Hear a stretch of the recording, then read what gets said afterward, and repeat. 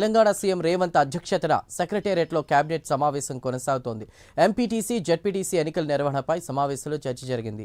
మార్చి 15 లోపు ఎన్నికలు నిర్వహించాలా లేక 10వ తరగతి పరీక్షల తర్వాత నిర్వహించాలనేటువంటి దానిపై అభిప్రాయ సేకరణ జరుగుతోంది. మార్చి 15వ తేదీలోపు నిర్వహించకపోతే కేంద్రం నుండి వచ్చేటువంటి 450 కోట్ల నిధులు మురిగిపోతాయని చర్చకు వచ్చింది. అలాగే బడ్జెట్ సమావేశాలపై కూడా కేబినెట్లో నేతలు చర్చిస్తున్నారు. ఎంత అప్పులు చేశాము, ఎంత వడ్డీ కట్టామనే అంశాలపై చర్చ జరుగుతోంది. మెట్రో టేక్ ఓవర్ పురోగతి, మూసీ పునరుజ్జీవం, దేవాదుల ప్రాజెక్టు ప్యాకేజీ 3 అనుమతులపై కూడా చర్చించనున్నారు.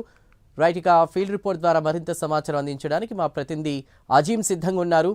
అజీం,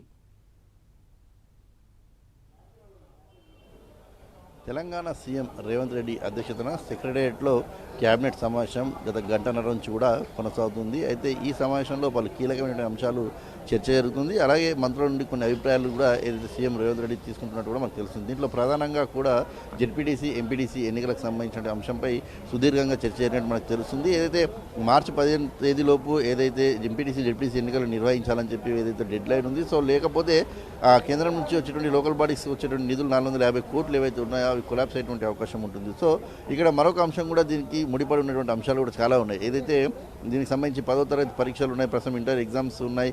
అలాగే ప్రభుత్వం ఏదైతే బడ్జెట్ సమావేశాలు నిర్వహించాల్సిన అంశం ఉంది. సో బడ్జెట్ సమావేశాలు కనుక మార్చి మొదటి వారంలో నిర్వహించినట్టయితే ఖచ్చితంగా ఏదైతే ఎన్నికలు తర్వాత నిర్వహించాల్సినటువంటి పరిస్థితి ఏర్పడుతుంది. అదే ఎన్నికలు కనుక ఇప్పుడే నిర్వహించినట్లయితే ఖచ్చితంగా బడ్జెట్ సమావేశాలు మార్చి 2వ వారంలో నిర్వహించాల్సిన పరిస్థితి ఏర్పడుతుంది. సో ప్రభుత్వం ఏ రకమైనటువంటి నిర్ణయం తీసుకుంటుందో ఈరోజు వాళ్ళు కీలకమైనటువంటి ప్రకటన చేసేటువంటి అవకాశం ఉంది. ఎన్నికలు ఎప్పుడు నిర్వహించాలనే దానిపై ఒక క్లారిటీ వచ్చేటువంటి అవకాశం ఉంటుంది. బడ్జెట్ సమావేశాలు ఎప్పుడు ఉంటాయి అనే దానిపైన కూడా ఒక క్లారిటీ వచ్చేటువంటి అవకాశం ఉంటుంది. సో బడ్జెట్ సమావేశాలు మొదట ఏదైతే ఫిబ్రవరి 26 తారీఖు నుంచి నిర్వహించాలని చెప్పి భావించినప్పటికీ కూడా కొన్ని పరిస్థితుల వల్ల మార్చి మొదటి వారం నుంచి నిర్వహించాలని చెప్పి ప్రభుత్వం భావించింది. కానీ అంతలోపే ఎంపీటీసీ, జెడ్పీటీసీ ఎన్నికలు కూడా నిర్వహించాల్సిన పరిస్థితి ఏర్పడడంతో మరి 10th ఎగ్జామ్స్ తర్వాత ప్రభుత్వం ఎంపీటీసీ, జెడ్పీటీసీ ఎన్నికలు నిర్వహిస్తుందా, లేదంటే ఇప్పుడే ఈ 2-3 రోజుల నోటిఫికేషన్ ఇచ్చేసి ఏదైతే ఎన్నికలు నిర్వహించేసి కేంద్రం నుంచి రావాల్సినటువంటి 450 కోట్ల నిధులు సేకరణ చేసే విధంగా ఎన్నికలు నిర్వహిస్తుందా అనే ఒక వాతావరణం అయితే రాష్ట్ర ప్రజల్లో అయితే నెలకొన్న విషయం మనకైతే చాలా స్పష్టంగా తెలిసింది. ఇప్పటికే ఎంపీటీసీ, జెడ్పీటీసీ ఎన్నికలకు సమయం ఏదైతే 10 కాలం ముగిసిపోయి కూడా చాలా సమయం అయిపోయింది. సో ఈ నేపథ్యంలో ఈరోజు జరుగుతున్న చర్చ చాలా కీలకమైనటువంటి చర్చ.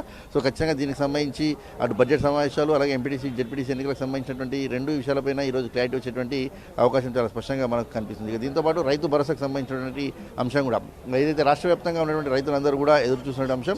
మున్సిపల్ ఎన్నికల్లో సీఎం రేవంత్ రెడ్డి నేరుగా చెప్పారు, ఖచ్చితంగా రైతు భరోసాలో త్వరలో నిధులు పడబోతున్నాయని చెప్పి కూడా చెప్పారు. సో నిధుల సేకరణకు సంబంధించి కావచ్చు, వ్యవసాయ శాఖ ఇప్పటికే ఏదైతే రైతులకు సంబంధించిన పూర్తి వివరాలు, ఏ మేరకు బడ్జెట్ అవసరం పడుతుంది, ఎన్ని రోజుల్లో బడ్జెట్ వేయాల్సి ఉంటుంది, సో ఎన్ని రోజుల్లో రైతు భరోసా రైతు ఖాతాలో వేయాల్సి ఉంటుంది, ఇలా అనేక అంశాలు కూడా ఇప్పటికే వ్యవసాయ శాఖ సిద్ధం చేసినట్టు తెలుస్తుంది. దీనికి సంబంధించి కూడా ఈరోజు రైతు భరోసాకు సంబంధించిన అంశంపై కూడా ఈరోజు ఒక కీలక నిర్ణయం తీసుకోబోతున్నట్టు కూడా మనకు తెలుస్తుంది. సో ఎంపీటీసీ, జెడ్పీటీసీ ఎన్నికలకు ఎలా ముందుకు వెళ్ళాలనుకుంటే ఇప్పుడే వెళ్ళాలనుకుంటే రైతు భరోసా కూడా త్వరలో పడేటువంటి అవకాశం ఉంటుంది, లేదా మార్చి 2వ వారం తర్వాత వెళ్ళాలనుకుంటే రైతు భరోసా దానికంటే ముందు పడేటువంటి అవకాశం ఉంటుంది. ఇలా 2 అంశాలు మొత్తం ముడిపడినటువంటి అంశాలు కాబట్టి చాలా కీలకమైనటువంటి కేబినెట్ సమావేశం. 28వ కేబినెట్ సమావేశం కూడా జరుగుతున్న విషయం మనకు తెలిసింది. దీంతోపాటు మెట్రో ఫేజ్ 2కు సంబంధించిన అంశం కూడా మెట్రో పూర్తిగా ప్రభుత్వం ఆధీనంలోకి తీసుకోవాలని చెప్పి నిర్ణయించిన విషయం మనకు తెలిసిందే. దీనికి సంబంధించి 1500 కోట్ల వరకు కూడా ఏదైతే బకాయిలు ఉన్నాయి. సో దీంట్లో 2,000 కోట్ల వరకు కూడా ప్రభుత్వం ఏదైతే ఈక్విటీ నుంచి కూడా ఇచ్చారని చెప్పి చూస్తుంది. కానీ మిగతా 13,000 కోట్లు ఏవైతే ఉన్నాయో ఆ 13,000 కోట్లకు సంబంధించి ఏదైతే రుణాలు ఎక్కడికి తీసుకున్నారో దానికి ప్రభుత్వం తరపు నుంచి